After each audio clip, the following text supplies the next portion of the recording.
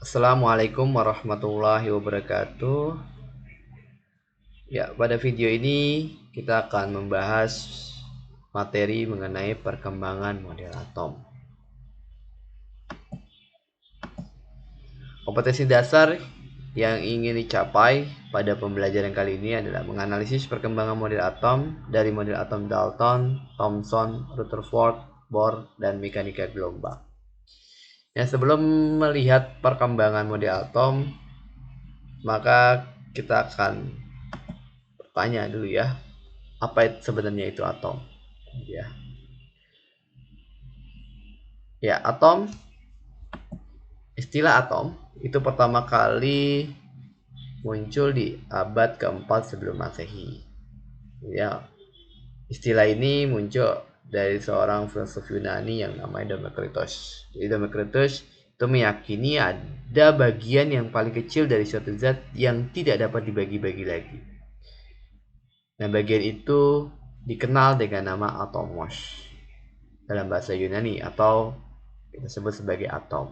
Jadi atom adalah bagian yang paling kecil dari suatu zat yang tidak dapat dibagi-bagi lagi. Nah, teori atom pertama, gitu ya, teori atom modern pertama itu dicetuskan oleh seorang yang bernama John Dalton. Jadi John Dalton dalam teori atomnya itu menyatakan bahwa setiap materi terdiri atas partikel yang disebut sebagai atom. Unsur adalah materi yang terdiri atas sejenis atom. Jadi unsur ini materinya, atomnya sejenis gitu ya. Kemudian atom suatu unsur adalah identik tetapi berbeda dengan atom unsur lain gitu ya. Jadi kalau misalkan oksigen, maka atom oksigen itu sama semua gitu ya. Tapi berbeda dengan atom unsur hidrogen misalkan. Nah, itu yang dimaksud pada. Kemudian senyawa adalah materi yang terdiri atas dua atau lebih jenis atom dengan perbandingan tertentu. Kemudian yang berikutnya, atom tidak dapat diciptakan atau dimusnahkan dan tidak dapat diubah menjadi atom lain melalui reaksi kimia biasa. Ini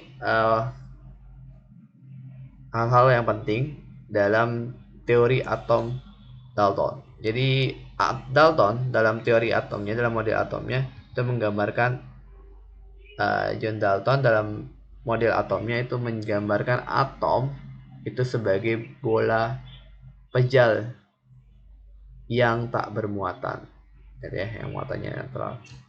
Jadi bentuk atom itu bulat gitu ya, walaupun tidak bulat banget tapi menyerupai bola pejal gitu ya, menurut John Dalton dalam model atomnya. Yaitu model atom Dalton. Tapi model atom Dalton ini punya beberapa kelemahan. Ya. Yang pertama kelemahannya adalah dalam model atom ini itu belum menjelaskan adanya muatan.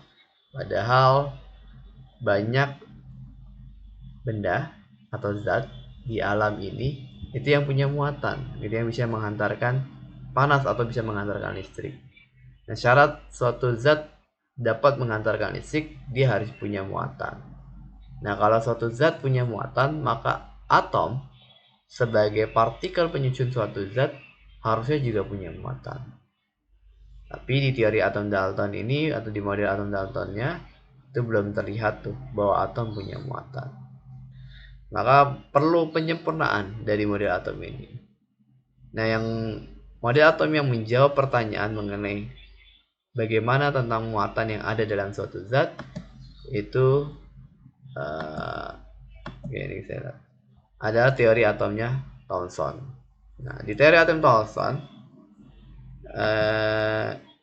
ini diawali dengan adanya sebuah percobaan sinar katoda. Jadi dalam percobaan sinar katoda ini itu dilewatkan, suatu sinar dilewatkan dalam sebuah tabung yang disebut sebagai tabung sinar katoda. Nah, sinar yang dilewatkan dalam tabung tersebut itu melewati sebuah medan magnet, ya, yang bermuatan. satu sisi positif, satu sisinya bermuatan negatif. Nah, saat sinar tersebut melewati medan magnet tersebut, ternyata sinar tersebut berbelok, gitu ya. Dalam percobaan sinar katoda ini, sinar yang kita sebut sebagai sinar katoda itu ternyata berbelok setelah melewati medan magnet, dan dia berbelok ke arah kutub positif. Nah, dari percobaan tersebut maka disimpulkan bahwa ada sesuatu, gitu ya, dalam sinar tersebut yang bermuatan. Nah, karena dia mengarahnya ke muatan positif, maka disimpulkan bahwa muatan yang terkandung dalam sinar katoda tersebut adalah bermuatan negatif. Nah, kemudian ditambah dengan hasil percobaan lainnya, yaitu percobaan tetes minyak milikan, maka dari dua percobaan ini maka disimpulkanlah bahwa ada suatu partikel bermuatan negatif dalam suatu atom yang kita sebut, gitu ya, yang disebut sebagai elektron. Maka ditemukanlah elektron. Nah, sehingga dari ditemukannya elektron inilah akhirnya Thomson mencoba menggambarkan seperti apa model atomnya. Nah, ini pembelakan sinar katoda ya dalam medan magnet yang tadi saya jelaskan, gitu ya. Jadi di sini ini sinarnya, gitu ya. Ini itu katoda, gitu ya, kemudian sinarnya. Nah, saat sinarnya mau berbelok, gitu ya, melewati medan magnet, ternyata dia berbelok ke arah kutub positif. Ke arah kutub, ya benar, positif. Sehingga bisa simpulkan bahwa sinar katoda tersebut bermuatan negatif. Ya, ini kemudian pengamatan tetes minyak milikan, gitu ya. Nah, dari pengamatan tetes minyak milikan ini nanti akan ditemukan berapa muatan yang terkandung dalam elektron tersebut, gitu ya. Nah, model atom Thomson itu menyatakan bahwa atom terdiri dari materi bermuatan positif yang di dalamnya tersebar elektron yang muatannya negatif. Sehingga secara umum atom bersifat netral, di mana muatan positif dan muatan negatifnya itu jumlahnya sama.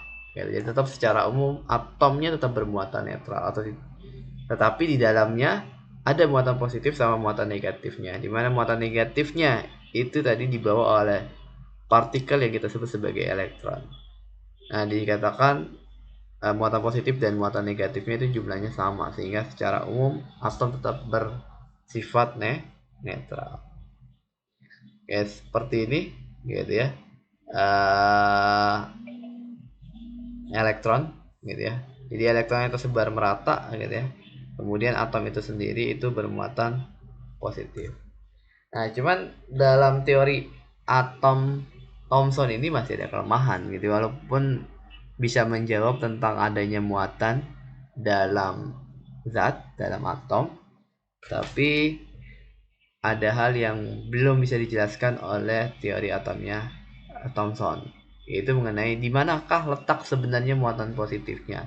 Kalau tadi dikatakan muatan negatifnya ya sudah cukup jelas dengan adanya elektron, gitu. Ada partikel yang disebut elektron. Dikatakan elektronnya tersebar merata. Nah, cuman sebenarnya di mana muatan positifnya? Kalau di sana atom itu bermuatan positif, nah, tapi muatan positifnya di mana? Tadi muatan negatifnya tetap jauh adanya elektron, tapi muatan positifnya belum bisa dijelaskan dalam teori atomnya Thomson. Nah, untuk menjawab tentang ada di mana sih letak muatan positif dalam atom, maka ada pada teori atom berikutnya, yaitu teori atom yang ketiga, yaitu model atom atau teori atomnya Rutherford, gitu ya. Nah, di teori atomnya Rutherford ini dia juga didahului oleh sebuah percobaan. Jadi ada dasar percobaannya, yaitu percobaan mengenai sinar alfa, penembakan sinar alfa. Dimana dalam percobaan ini sinar alfa itu ditembakkan ya ke arah lempeng atau plat emas gitu ya, yang tipis. Sinar alfa ini merupakan sinar yang punya muatan positif dan masanya cukup besar gitu ya, untuk sinar ya gitu ya. Untuk sebuah sinar dia punya muatan yang cukup besar dan massa yang cukup besar.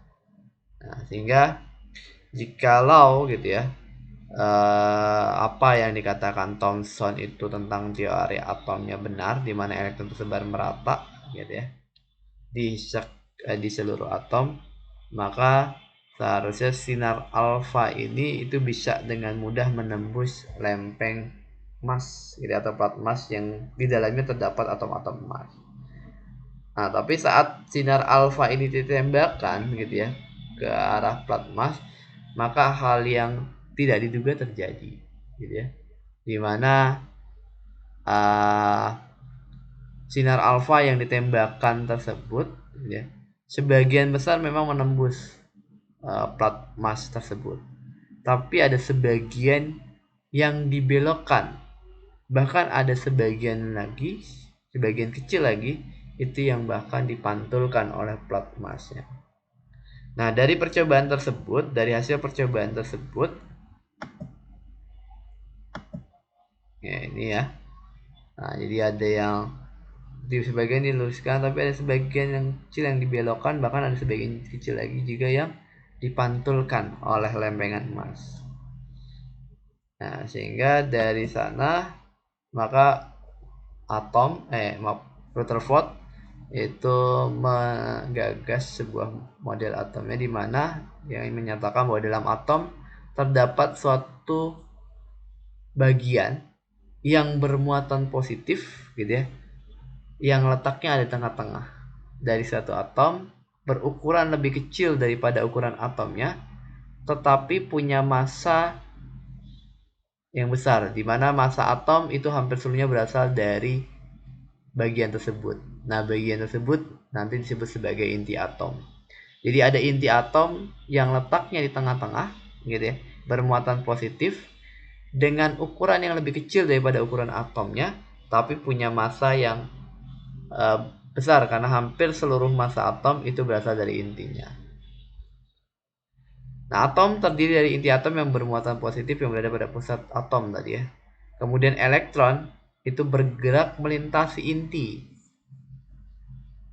Jadi si elektronnya bergeraknya berputar mengelilingi intinya.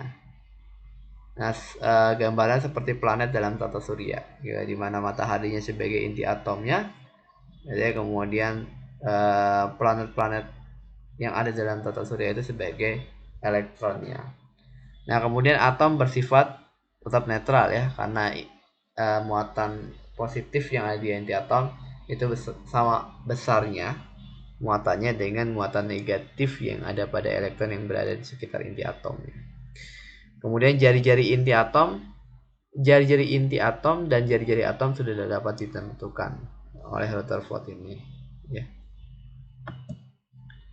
Ya, ini model atom Rutherfordnya kalau kita gambarkan ya seperti ini. Jadi inti atomnya itu ada di tengah bermuatan positif, kemudian ada atom yang berputar mengelilingi inti atom gitu ya. Oke. Nah, kelemahan atom Rutherford gitu ya. Nah, walaupun sudah bisa menjelaskan tuh ya, teori atom Rutherford sudah bisa menjelaskan bagaimana muatan positif dan muatan negatif dari atom, sehingga sudah lengkap. Muatan positifnya sudah jelas ada di inti atom, muatan negatifnya ada di elektron yang berputar mengelilingi inti atom. Tapi ada sebuah kelemahan dari teori atom Rutherford, yaitu kelemahan yang paling besar adalah bahwa teori atom Rutherford ini tidak bisa menjelaskan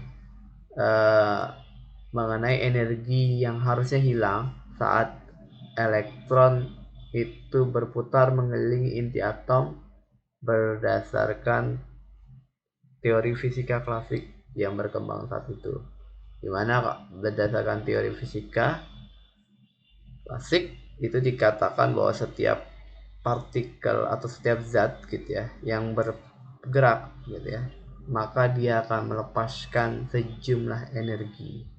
Jadi sama seperti kita manusia gitu ya, kalau kita bergerak kita akan melepaskan sejumlah energi. Nah, saat dia terus melepaskan sejumlah energi, maka harusnya lama-kelamaan elektron akan kehilangan energinya. Nah, saat dia kehilangan energi, seharusnya elektron itu akan jatuh, tertarik ke arah inti atom gitu ya, karena dia tidak punya energi, kemudian dia bermuatan berlawanan dengan inti atomnya, pasti akan ditarik oleh inti atomnya. Ya, tapi hal itu tidak pernah terjadi gitu, tidak pernah ada elektron yang jatuh ke dalam inti atom. Pertanyaannya kenapa? Nah, itu pertanyaan yang tidak bisa dijawab oleh teori atom Rutherford. Nah, untuk menjawab teori masalah tersebut gitu ya, menjawab kelemahan tersebut, maka muncullah teori atom Niels Bohr. Dimana dalam teori atom Niels Bohr ini dikatakan bahwa elektron itu berputar mengelilingi inti atom itu dalam lintasan-lintasan tertentu, dimana saat dia berputar pada lintasannya, maka elektron tersebut tidak melepaskan sejumlah energi, tidak melepaskan energi apapun, sehingga elektron tidak akan pernah kehilangan energi saat dia walaupun dia terus berputar pada lintasannya. Nah, nanti dalam teori atom Niels Bohr ini akan muncul ada istilah kulit gitu ya, kulit pertama, kulit kedua, dan seterusnya. Nah, jadi dalam model atom Bohr-nya, atom terdiri dari inti yang bermuatan positif dan sekitarnya beredar elektron-elektron yang bermuatan negatif. Elektron bergeledar mengelilingi inti atom pada orbit tertentu yang dikenal sebagai keadaan stasioner, yang selanjutnya disebut dengan tingkat energi utama atau kulit elektron, yang dinyatakan dengan bilangan kuantum utama atau N kecil. Selama elektron berada dalam lintasan stasioner, energinya akan tetap sehingga tidak ada cahaya yang dipancarkan. Elektron hanya dapat berpindah dari lintasan stasioner yang lebih rendah ke lintasan stasioner yang lebih tinggi jika menyerap energi, gitu ya. Jadi kalau yang dari rendah ke tinggi dia menyerap energi. Sebaliknya, jika elektron berpindah dari lintasan stasioner yang lebih tinggi ke rendah, maka terjadi pelepasan energi. Nah, lintasan yang lebih rendah itu lintasan yang berada dekat inti. Jadi semakin keluar, tingkat energi dari lintasannya semakin besar. Nah, pada keadaan normal tanpa pengaruh luar, elektron menempati tingkat energi terendah atau disebut sebagai tingkat dasar atau ground state. Nah, ini gambaran dari model atomnya Niels Bohr. Jadi di situ, nah seperti ini ya. Jadi elektronnya sudah punya lintasan untuk dia berputar, gitu ya. Dimana lintasan paling dekat inti itu adalah lintasan yang tingkat energinya paling rendah, gitu ya. Atau nanti dikenal sebagai lintasan atau kulit K, gitu ya. Berikutnya itu lintas saja energinya lebih tinggi, gitu ya. Nah, kemudian berikutnya lagi lebih tinggi lagi, sampai semakin keluar maka tingkat energinya semakin tinggi. Nah, saat elektron berada pada lintasannya, ini berputar pada lintasannya, maka elektron tersebut tidak melepaskan sejumlah energi. Dia baru akan melepas dan menyerap energi kalau dia pindah dari satu kulit ke kulit lainnya. Jadi misalkan ini dari kulit pertama pindah ke kulit kedua, maka dia butuh energi untuk bisa pindah tersebut. Sebaliknya, dari tingkat yang lebih tinggi dari kulit kedua, ini dia pindah ke kulit pertama. Dia akan pindah ke kulit pertama saat dia melepaskan energi tertentu. Oke, jadi untuk berpindah dia perlu energi yang diserap maupun yang dilepaskan. Ya, lanjut. Nah, ini jadi setelah teori atom Bohr itu dikemukakan gitu ya, itu bisa menjawab apa yang tadi dipertanyakan ya dalam teori atomnya Rutherford. Tapi berkembangnya ilmu pengetahuan gitu ya, terutama dalam bidang fisika modern, fisika gelombang, itu memaksa teori atom Bohr ini harus juga direvisi untuk beberapa hal terkait dengan pertama sifat elektron gitu ya. Karena dalam teori mekanika gitu ya, dalam teori mekanika gelombang di alam fisika modern itu dinyatakan oleh de Broglie gitu ya, bahwa suatu partikel itu bisa bersifat sebagai gelombang, bisa bersifat sebagai materi gitu ya. Dia akan bersifat sebagai gelombang saat karakteristik gelombangnya lebih besar, dan dia akan bersifat sebagai materi saat karakteristik materinya lebih besar. Nah, karakteristik gelombang itu dilihat dari energinya gitu ya, atau dilihat dari panjang gelombangnya. Sedangkan sifat atau karakteristik materi itu dilihat dari masanya. Jadi semakin besar masanya, sifat materinya semakin besar. Tapi semakin kecil masa partikelnya gitu ya, maka sifat gelombangnya makin besar. Nah, berdasarkan hal tersebut, kalau kita lihat dari sifat elektron ini punya massa yang kecil gitu ya, amat sangat kecil, sehingga dari hal tersebut maka elektron ini lebih cenderung itu bersifat sebagai gelombang. Maka kalau dia bersifat sebagai gelombang gitu ya, kalau elektron bersifat sebagai gelombang, maka lintasan elips gitu ya, seperti ini gitu, yang berputar melingkar seperti ini, itu tidak cocok gitu ya, atau tidak tepat lah, sebagai sebuah lintasan gelombang. Kenapa? Karena gelombang tidak bisa bergerak lurus seperti ini gitu ya, berputar seperti ini lurus dengan lintasan tertentu, itu tidak bisa dilakukan gelombang. Dilakukan oleh sebuah partikel yang bersifat gelombang. Dimana kalau kita lihat gelombang itu dia paling tidak akan bergerak zigzag seperti ini. Maka lintasan daripada elektron juga tidak bisa dikatakan seperti apa yang digambarkan oleh Rutherford.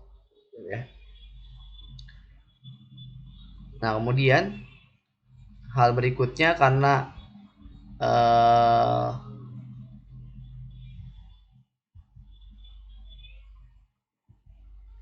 kemudian tadi karena si elektron itu bersifat sebagai gelombang, maka nanti dia akan terkena hukum asas ketidakpastian Heisenberg, di mana di hukum tersebut dinyatakan bahwa setiap partikel gitu ya, yang bergerak dengan kecepatan tinggi gitu ya, maka akan sangat sulit untuk ditentukan momentumnya atau posisinya secara pasti ya.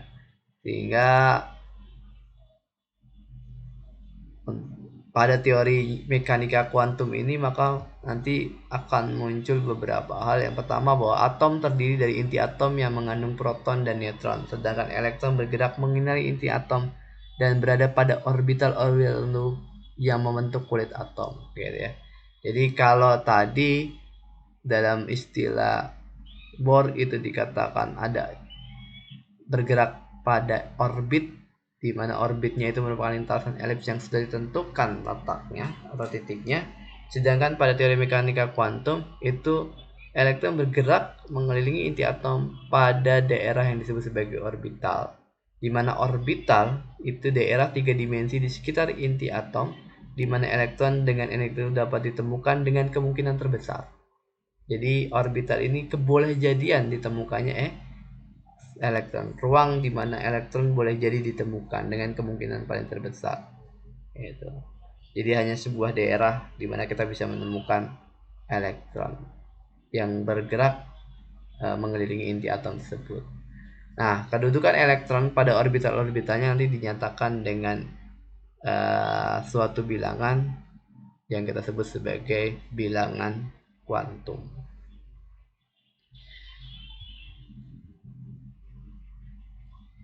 Berdasarkan apa yang sudah dijelaskan tadi, maka model atom mekanika kuantum akan digambarkan seperti ini. Jadi kurang lebih gambarnya sini inti atom yang bermuatan positif gitu ya.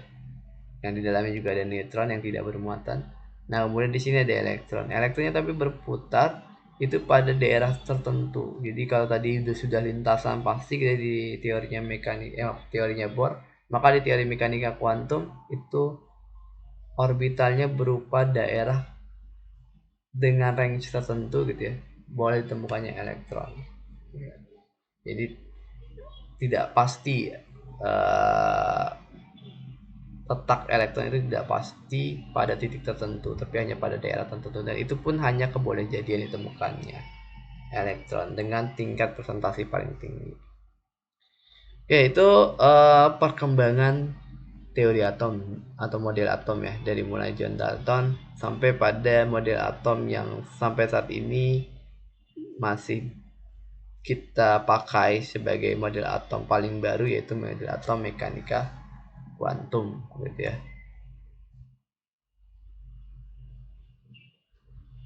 Ya, di sini inti atomnya, kemudian ini yang disebut orbital. Nama orbital ini nanti akan menyusun punya tingkat energinya masing-masing.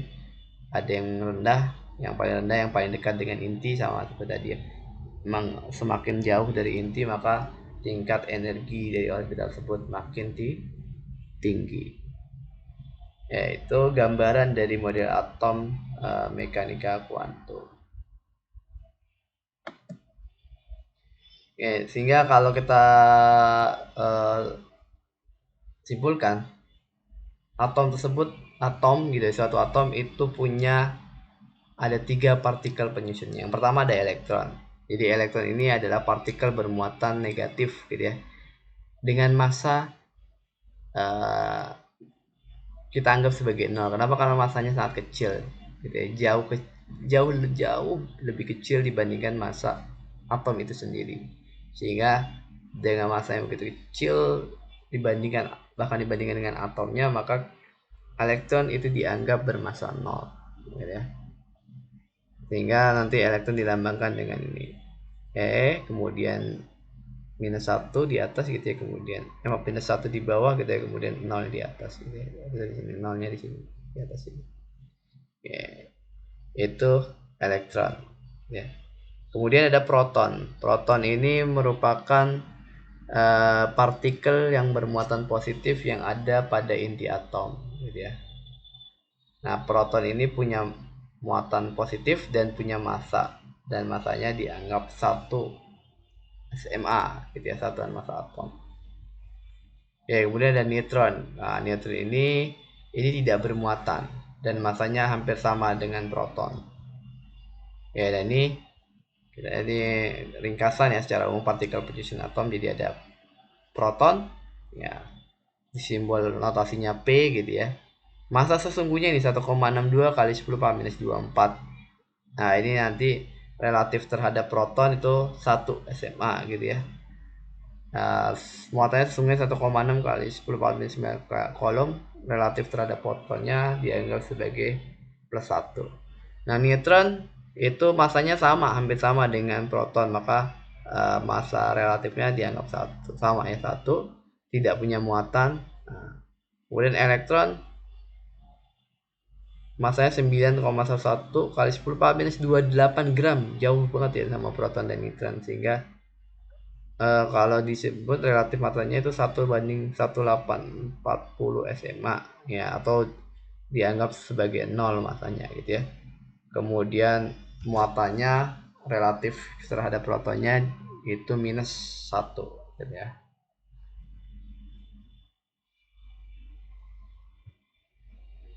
Ya, ini struktur atom secara umum gitu ya.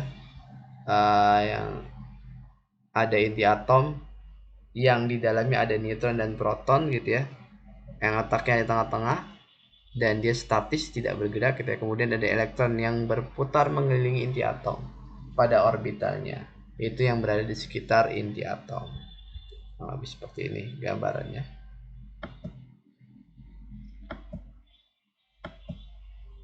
Kemudian ada yang disebut sebagai notasi atom. Notasi atom ini terdiri dari pertama ada lambang unsur, gitu ya, ada X, ini lambang unsurnya. Jadi kalau misalkan karbon lambang unsurnya C, maka di sini C, gitu ya, terus C.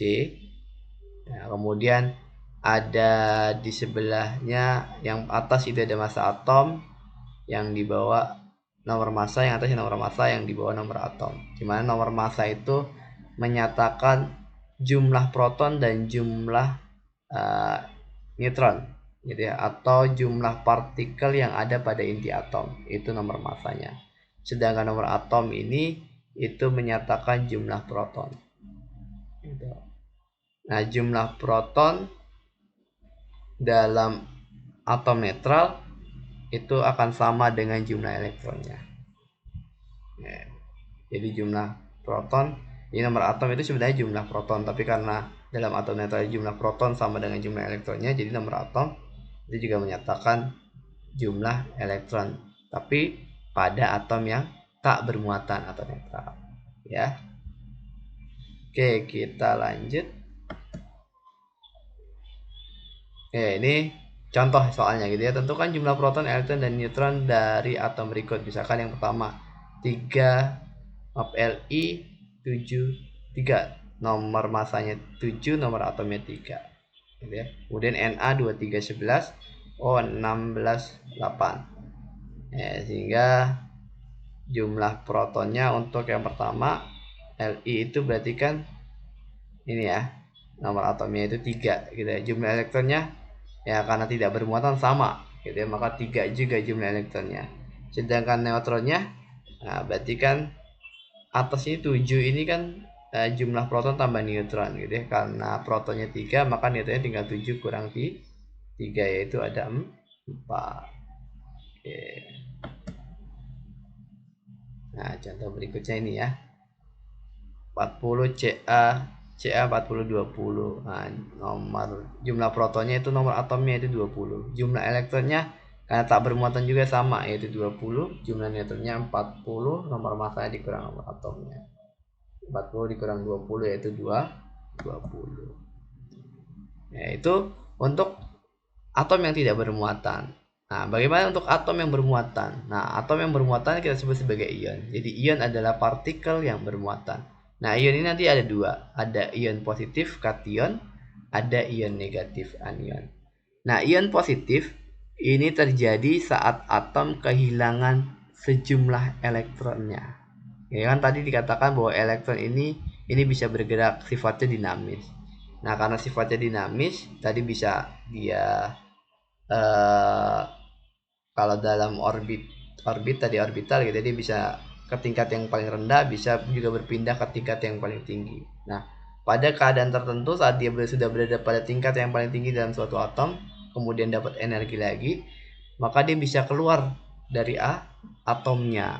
Nah, saat dia keluar dari suatu atom, maka atom tersebut akan kekurangan proton, akan kekurangan elektron, gitu ya. Jumlah elektronnya akan jauh lebih kecil daripada jumlah protonnya.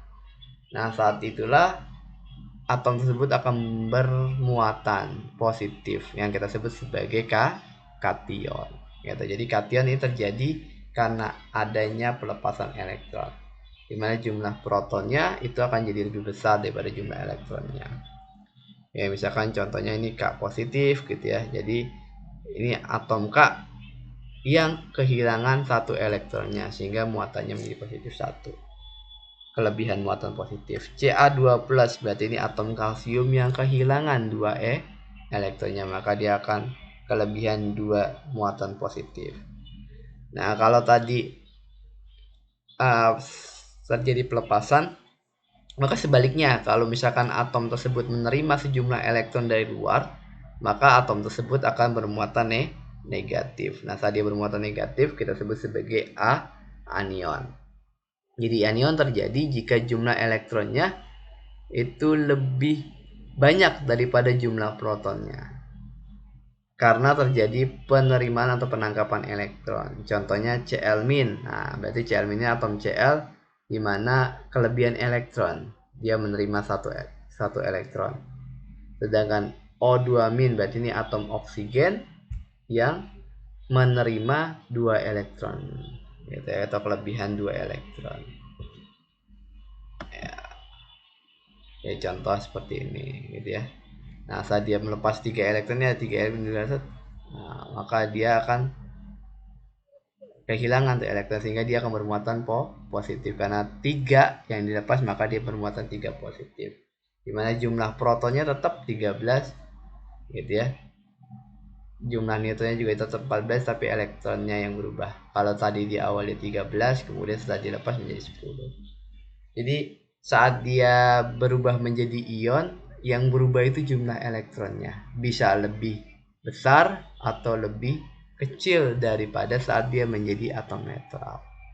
Jadi yang berubah nilainya adalah nilai jumlah elektronnya. Tapi proton dan neutronnya tetap sama gitu, karena proton dan neutronnya tidak bergerak, kita tidak pindah. Oke. Nah, berdasarkan nomor atom dan nomor massa, nanti atom-atom itu dibagi, ada yang disebut sebagai isotop, isobar, isoton gitu ya. Isotop itu atom-atom dari unsur yang sama, mempunyai nomor atom yang sama tapi berbeda nomor massanya. Nah, contohnya misalkan C nih, karbon. Ada karbon yang nomor massanya 12, ada karbon yang nomor massanya 13. Tapi dua-duanya tetap sama, nomor atomnya 6. Jadi yang identik dari suatu atom adalah nomor atomnya. Identik dari suatu unsur itu adalah nomor atomnya. Jadi kalau atom punya nomor atom yang sama, maka itu atom unsur yang sejenis gitu ya. Walaupun nomor massanya berbeda. Nah, itu yang disebut sebagai isotop. Nah, ada lagi disebut sebagai isobar. Kalau isobar ini atom dari unsur yang berbeda. Kalau tadi isotop itu unsur yang sama, tapi kalau isobar ini unsurnya berbeda. Karena punya nomor atom yang berbeda, tetapi punya nomor massa yang sama. Gitu. Jadi contohnya misalkan karbon sama nitrogen. Karbon nomor atomnya 6, nitrogen nomor atomnya 7. Nah, tapi keduanya punya nomor massa yang sama, yaitu 14. Jadi karbon 14 sama nitrogen 14. Nah, ini kita sebut sebagai unsur yang isobar. Nomor massanya sama. Jadi kalau isotop nomor atom yang sama, kalau isobar nomor massanya yang sama. Oke, kemudian berikutnya ada isoton. Jadi yang terakhir ada isoton, yaitu isoton adalah atom-atom dari unsur yang berbeda karena punya nomor atom yang berbeda, tetapi mempunyai jumlah neutron yang sama. Jadi yang sama jumlah neutronnya. Jadi contohnya ini misalkan kalium, nomor atomnya 19, nomor massanya 39. Kalsium, nomor atomnya 20, nomor massanya 40. Nah, kalau kita hitung nih jumlah neutronnya ini 39 kurang 19, 20 neutronnya. Kalsium juga 40 kurang 20 juga 20 jumlah neutronnya. Nah, jumlah neutron untuk keduanya sama, maka kedua unsur ini kita sebut sebagai isoton. Ya, itu penjelasan kaitan dengan struktur atom, kemudian partikel-partikel penyusun atom, dan tadi isotop, isobar, dan isoton. Ya, semoga penjelasan yang sudah saya berikan di video ini bisa membantu kalian memahami tentang bagaimana struktur atom tersebut, struktur atom gitu ya, dan unsur-unsur partikel-partikel penyusun suatu atom. Ya, kita cukup dulu sampai di sini untuk penjelasan kali ini. Sampai ketemu lagi di video-video berikutnya tentang pembahasan materi berikutnya. Ya, terima kasih. Saya akhiri. Assalamualaikum warahmatullahi wabarakatuh.